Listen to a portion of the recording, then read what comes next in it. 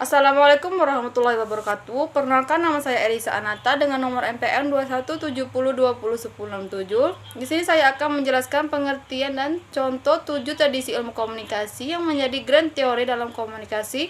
Yang pertama adalah tradisi semiotik. Semiotik merupakan studi tentang tanda-tanda. Tanda-tanda adalah bagian dari sebuah kehidupan dan memiliki makna tertentu. Makna yang disampaikan tercapai jika kita berbagi bahasa yang umum, seperti dalam komunikasi, kita berbagi informasi mengenai pengalaman yang telah kita alami.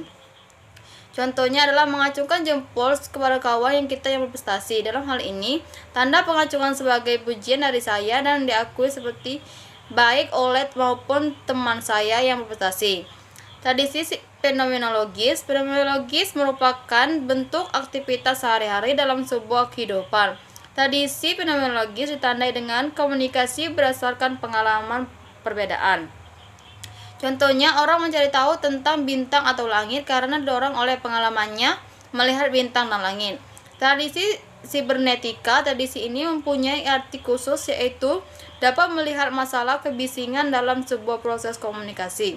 Sibernetika berusaha untuk menyampaikan kompleksitas makna pesan dengan menekankan ketidakpastian umpan balik yang kita terima. Contohnya, memberi uang jajan lebih banyak kepada mahasiswa. Mahasiswa akan lebih sering jajan. Dengan seringnya jalan-jalan, maka mahasiswa akan sering nongkrong, dan dengan sering nongkrong, maka mahasiswa akan sering jajan. Tradisi sosiopsikologis. Tradisi ini menekankan model sebab akibat. Teori komunikasi dikaji dari perilaku seseorang yang dipengaruhi oleh sesuatu. Seorang psikologi meneliti perubahan sikap, sejauh mana ingatan untuk mempengaruhi sikap dan keyakinan individu. Contohnya seperti sifat pribadi, perbedaan situasi, dan pembelajarannya. 5. Tradisi sosiokultural. Tradisi ini disimpulkan sebagai interaksi kita sehari-hari dengan orang lain, sangat bergantung pada yang sudah ada sebelumnya, bersama pola budaya dan struktur sosial.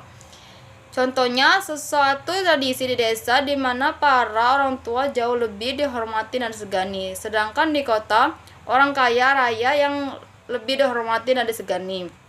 Yang keenam adalah tradisi kritik. Seorang yang peduli dengan ketidakadilan, penindasan, kekuasaan, dan domisili linguistik akan mengidentifikasikan diri mereka sebagai ahli teori kritis. Para ahli teori kritis mengatakan bahwa kita mempunyai legitimasi untuk mempertanyakan asumsi yang memandu masyarakat secara terbuka. Contohnya, masyarakat mengeluh dengan adanya kenaikan BBM, terutama adanya kenaikan bahan pangan.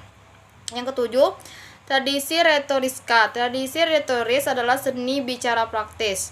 Tradisi ini memperlihatkan ketertarikan individu terhadap video dan bagaimana cara individu berbicara di depan umum. Contohnya, seorang pembawa acara mampu membuat hadirin yang ada di studio menjadi terkesan dengan apa yang disampaikannya. Selanjutnya, saya akan menjelaskan model teori yang digunakan dalam menganalisa. Yang pertama yaitu pesan atau message. Itu disampaikan atau dibawa melalui suatu media atau saluran, baik secara langsung maupun tidak langsung. Contohnya, berbicara langsung melalui telepon, surat, email, atau media lainnya.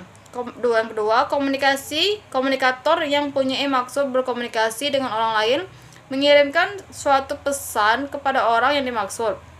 Pesan yang disampaikan itu bisa berupa informasi dalam sebuah bahasa atau lewat simbol-simbol yang bisa dimengerti kedua pihak. Contohnya, sebuah apel pagi di sekolah, kepala sekolah memberikan pengumuman kepada murid. Yang ketiga adalah media. Media sebagai teknologi komunikasi dengan segala potensi pemanfaatannya hanyalah salah satu bagian dari satu sistem yang ikut berperan dalam kehidupan sosial kemasyarakatan. Contohnya, media komunikasi yang dapat dilakukan melalui proses pencetakan dan dapat dipergunakan sebagai sarana penyampaian pesan atau informasi, seperti surat kabar, buku, brosur, majalah, dan lainnya. Yang keempat adalah komunikan. Komunikan menerima pesan yang disampaikan dan menerjemahkan isi pesan yang diterima ke dalam bahasa yang dimengerti oleh komunikan itu sendiri. Contohnya, komunikan memberikan umpan balik atau feedback atau tanggapan atas pesan yang dikirimkan kepadanya. apakah dia mengerti atau memahami pesan yang dimaksud oleh pengirim. Yang kelima, efek merupakan sebuah teori yang menjelaskan mengenai hubungan antara komunikasi massa yang disampaikan melalui media massa yang menimbulkan sebuah efek bagi pengguna dari media massa tersebut. Contohnya, seperti perasaan lega dari para pembenci atau rasa iba atau kasihan, dapat juga diartikan keheranan khalayak mengapa dia melakukan perbuatan tersebut setelah kita mendengar atau membaca informasi. Sekian dari saya. Wassalamualaikum warahmatullahi wabarakatuh.